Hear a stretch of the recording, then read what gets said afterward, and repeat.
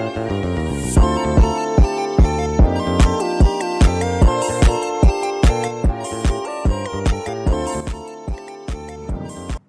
semua, perkenalkan nama saya Natali Valencia Brutarigan dari Program Studi Manajemen Keuangan Negara. Di sini saya akan membawakan mata kuliah Manajemen Keuangan bab 1 Prinsip-prinsip Manajemen Keuangan. Tunggu apa lagi? Simak yuk! Nah, jadi di dalam manajemen keuangan ini kita akan membahas tentang yang pertama, finance atau manajemen keuangan itu apa, lalu 3 jenis organisasi bisnis, tujuan manajer keuangan, dan 5 prinsip dasar manajemen keuangan. Nah, masuk ke yang pertama, finance atau manajemen keuangan. Itu adalah sebuah studi tentang bagaimana orang dan dunia usaha melakukan evaluasi atas investasi yang mereka lakukan dan bagaimana cara menambahkan modal untuk mendanai kegiatan investasi tersebut. Nah, apa sih 3 pertanyaan dasarnya? Yang pertama, apakah investasi jangka panjang yang harus dipilih oleh perusahaan? Nah, apakah itu pembangunan pabrik baru, pengembangan produk baru, atau pembelian mesin? Pertanyaan kedua, bagaimana cara perusahaan menambah uang mereka agar dapat mendanai kegiatan-kegiatan investasinya? Bisa melalui uang, ataupun mereka jual saham, ataupun yang disebut dengan ekuitas, seperti itu. Lalu pertanyaan ketiga, bagaimana cara terbaik perusahaan dalam mengelola arus kas yang terkait dengan kegiatan operasionalnya. Nah, itu bertujuan untuk biar pembayaran piutangnya tepat waktu, bagaimana cara mengelola persediaannya, dan mengontrol pengeluaran rutinnya. Seperti itu. Nah, masuk ke yang selanjutnya, kenapa sih kita harus pelajarin finance atau manajemen keuangan? Nah, pengetahuan tentang instrumen keuangan itu merupakan hal yang penting untuk membuat keputusan yang tepat, baik dalam dunia sehari-hari maupun dalam kehidupan kita sehari-hari dalam manajemen keuangan pribadi kita. Misalnya nih, ada General Motor mengambil keputusan strategis. Dia mau investasi sebesar 740 juta, itu gede ya kan, untuk memproduksi Chevy Volt. Bagaimanakah pendapat para ahli yang berasal dari berbagai disiplin ilmu berbeda mengenai hal ini? Nah, di dalam manajemen keuangan ini kita akan mempelajari nih, apakah investasi yang dilakukan General Motor ini layak gitu. Gimana sih kita cara menghitung resikonya dan apa sih potensi keuntungannya gitu. Nah, itu akan kita pelajarin di bab selanjutnya. Sekarang kita masuk ke 3 jenis organisasi bisnis. Jadi, organisasi bisnis itu ada 3 jenis. Yang pertama, perusahaan perseorangan. Yang kedua, persekutuan, dan yang terakhir itu ada korporasi. Nah, perusahaan perseorangan.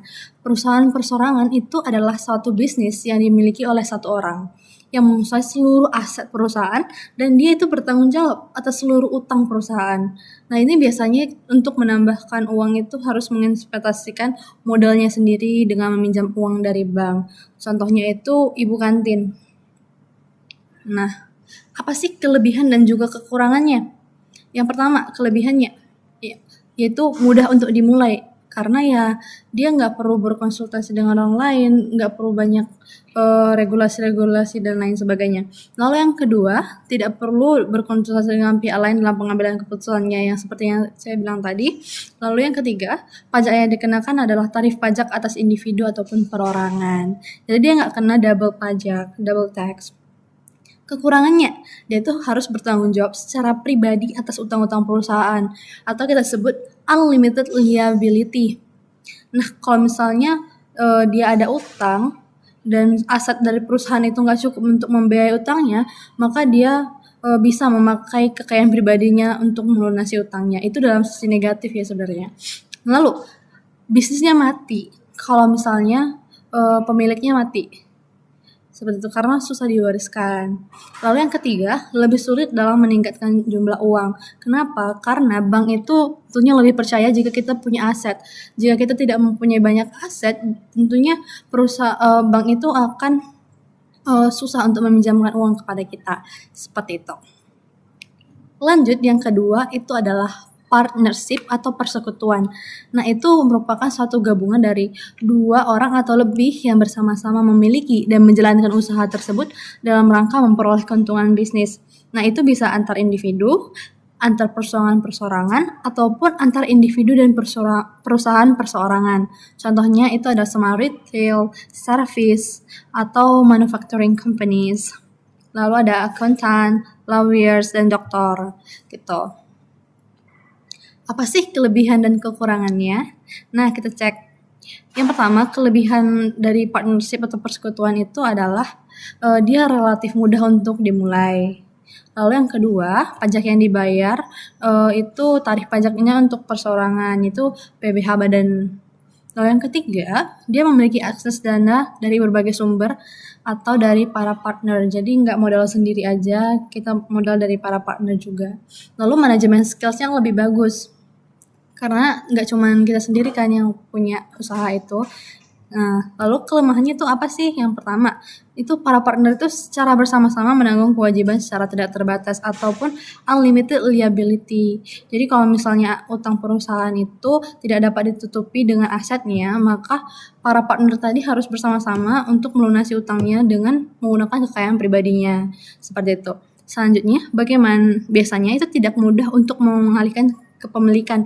Kenapa? Karena biasanya di partnership itu ada yang namanya perjanjian. Nah, jika ada orang yang keluar ataupun masuk, maka perjanjiannya itu hangus. Tapi walaupun perjanjiannya itu hangus, bukan berarti bisnisnya itu akan mati secara ekonomi gitu. Lalu yang ketiga itu kepemilikan bersama atas properti kemitraan. Jadi nanti ada kita memberikan properti dan itu menjadi properti perusahaan, bukan properti milik kita sendiri. Seperti itu.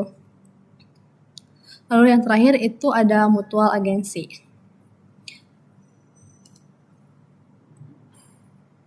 Mutual agency ini contohnya adalah pengambilan keputusan itu tindakan perusahaan tidak hanya dilakukan oleh satu orang tapi bisa dari orang lain juga gitu. Perwakilannya tidak hanya kita sendiri seperti itu.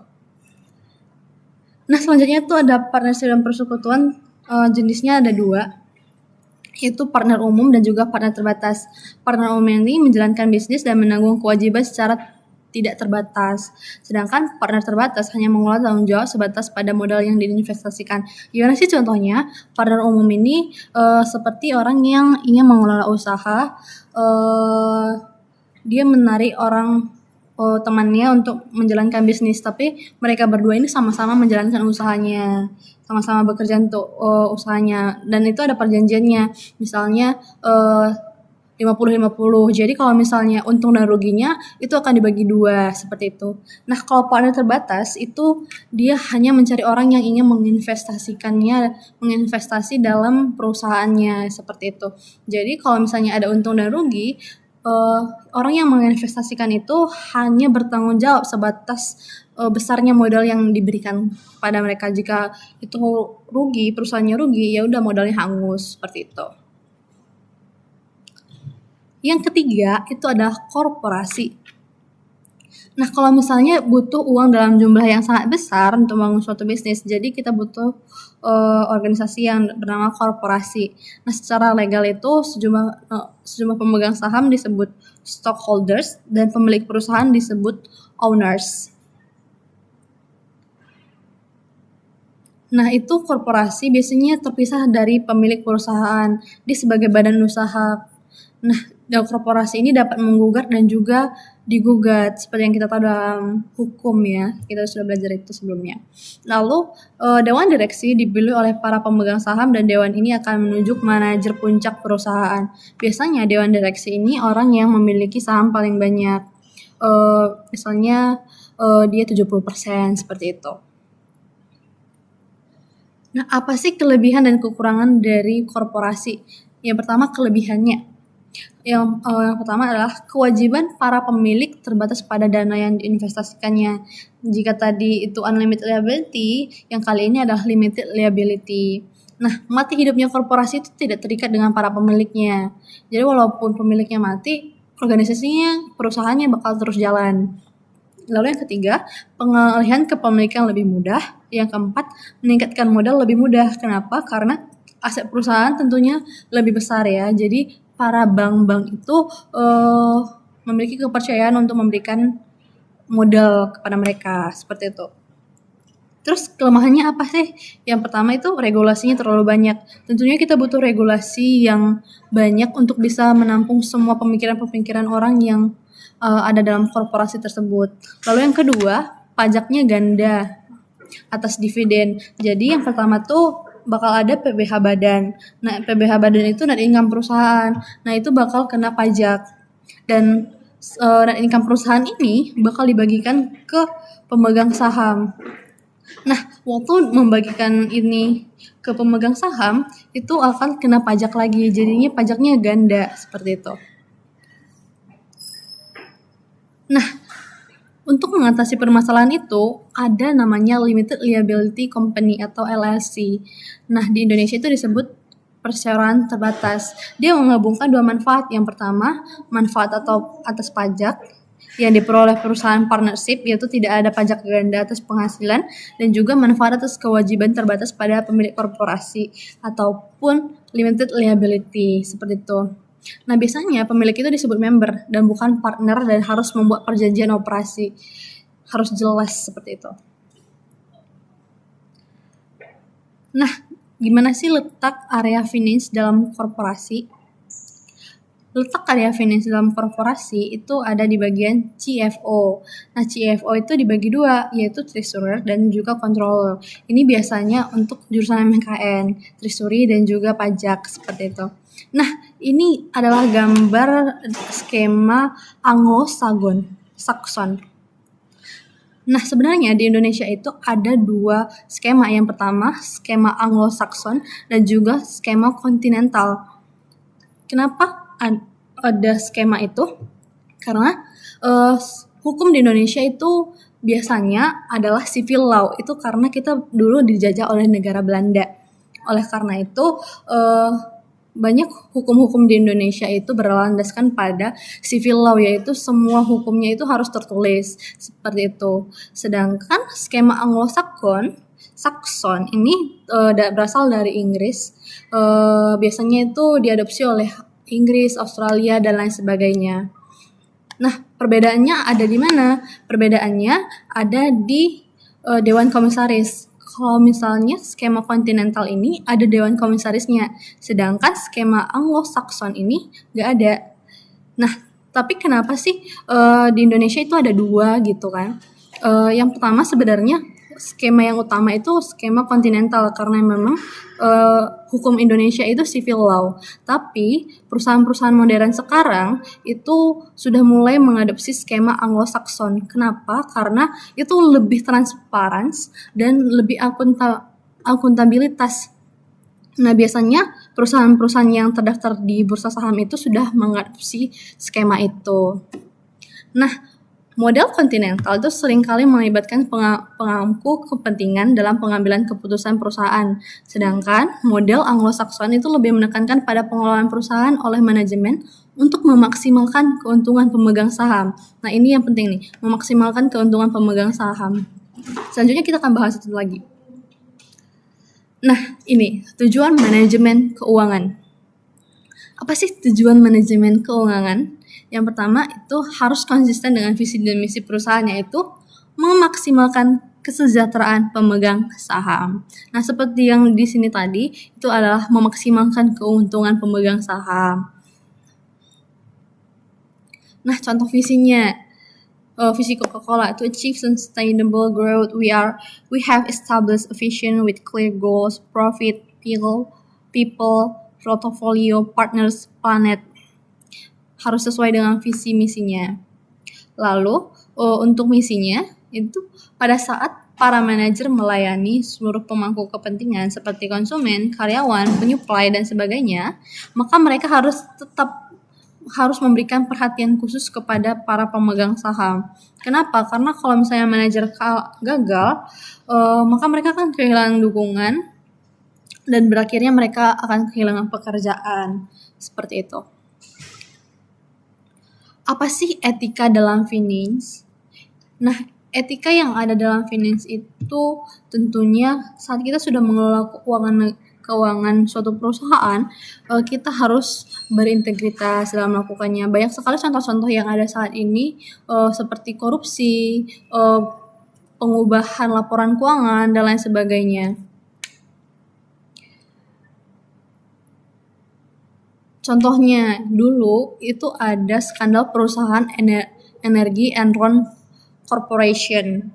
Nah, mereka ini memalsukan laporan keuangan mereka, sehingga keluarlah suatu peraturan yaitu Sarbanes-Oxley Act atau SOX. Nah, itu digunakan untuk melindungi kepentingan para investor dengan cara memperbaiki pengungkapan informasi korporasi secara akurat dan andal yang sesuai dengan aturan Badan Pengelola Sekuritas dan untuk tujuan lainnya. Nah, dia ini memberikan mandat kepada para eksekutif senior untuk bertanggung jawab atas akurasi dan kelengkapan pelaporan keuangan. Nah, hal ini yang membuat skema dari Anglo-Saxon ini lebih transparansi dan akuntabilitas. Selanjutnya, masuk ke 5 prinsip dasar dalam manajemen keuangan. Yang pertama adalah money has a time value. Jadi, Rp1 yang diterima hari ini itu lebih berharga dibandingkan dengan Rp1 yang akan diterima di masa yang datang. Kenapa? Karena kalau misalnya kita menginvestasikan uangnya itu akan bertumbuh ke depannya. Nah, kita dapat menginvestasikan Rp1 yang kita terima saat ini untuk menerima imbalan bunga, sehingga di masa depan kita akan memiliki uang yang lebih besar dari Rp1. Seperti itu. Nah, prinsip yang kedua adalah there is a risk return trade-off. Jadi kita tidak akan mengambil tambahan resiko kecuali kita mengharapkan adanya tambahan imbal hasil atau return. Nah, di sini kita bisa lihat ada bagan. Jika returnnya makin tinggi, resikonya juga makin tinggi. Nah, mereka itu biasanya ada namanya profil resiko. Saat kita ingin berinvestasi, maka kita harus memperhatikan bagaimana sih profil resiko kita. Kalau agresif, maka itu dengan return tinggi dan juga resikonya juga tinggi. Kalau moderat, itu medium, return medium, resikonya juga medium. Kalau konservatif, returnnya rendah, low, resikonya juga rendah. Nah, semakin tinggi resiko, semakin tinggi imbal hasil yang kita harapkan. Nah, ini harapkan. Jadi, belum tentu kita dapatkan ataupun expected return itu bisa saja tidak sama dengan tingkat imbal hasil yang terrealisasikan atau realized rate of return gitu. Kenapa? Karena bisa aja nanti investasi kita gagal ya kan. Nah, contohnya itu pasar saham itu memiliki risiko fluktuasi tinggi. Namun, jangka panjang return rata-rata bisa lebih tinggi daripada menabung di deposito yang memiliki risiko lebih rendah. Seperti itu. Selanjutnya, prinsip yang ketiga, cash flows are the source of value. Jadi, profit adalah suatu konsep akuntansi dan digunakan untuk mengukur kinerja bisnis. Berbeda dengan arus kas yang mengungkapkan bagaimana sih jumlah kas yang secara aktual terjadi dalam suatu bisnis. Kenapa bisa itu terjadi? Karena kita memakai yang namanya accrual business, yaitu berfokus pada kapan transaksi itu terjadi. Jadi bukan saat kas itu diterima seperti itu. Sehingga sangat dimungkinkan bagi suatu perusahaan untuk melaporkan profit tapi tidak memiliki kas. Hal ini akan berhubungan dengan yang namanya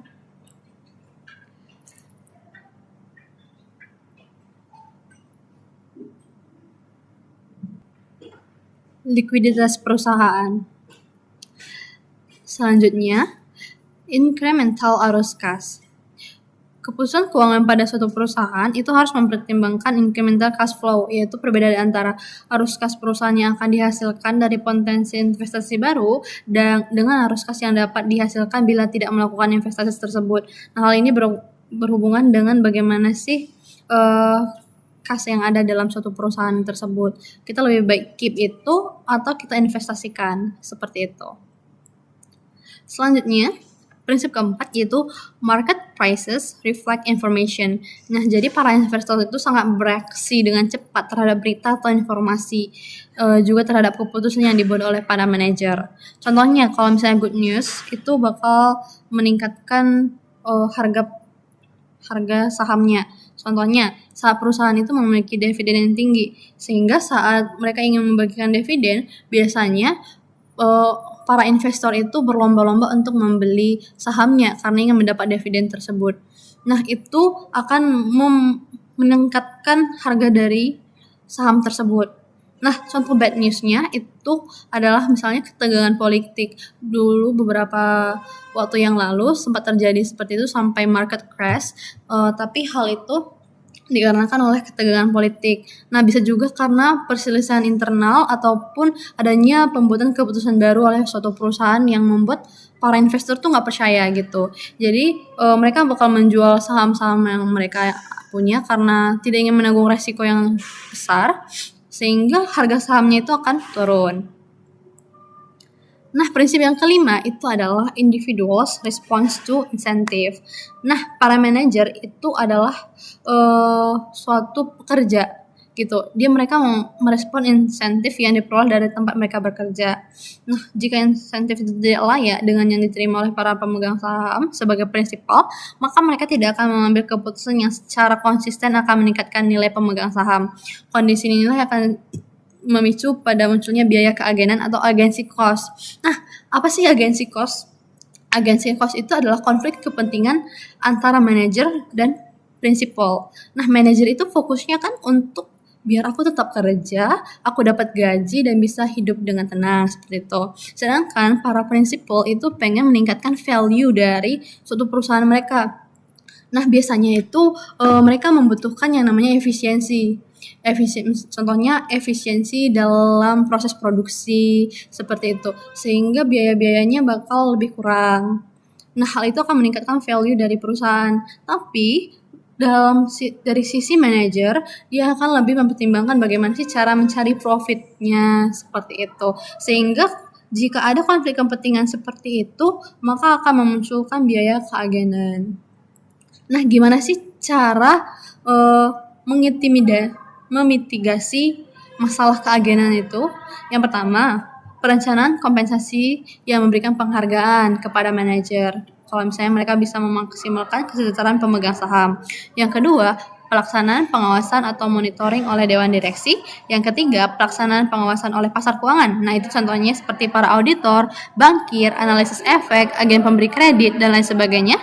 Dan yang keempat, penekanan kesepakatan. Apabila kinerja perusahaan menurun yang terindikasi dari turunnya harga saham, maka para manajer dihadapkan pada pergantian personil. Nah, sekian dari materi manajemen keuangan.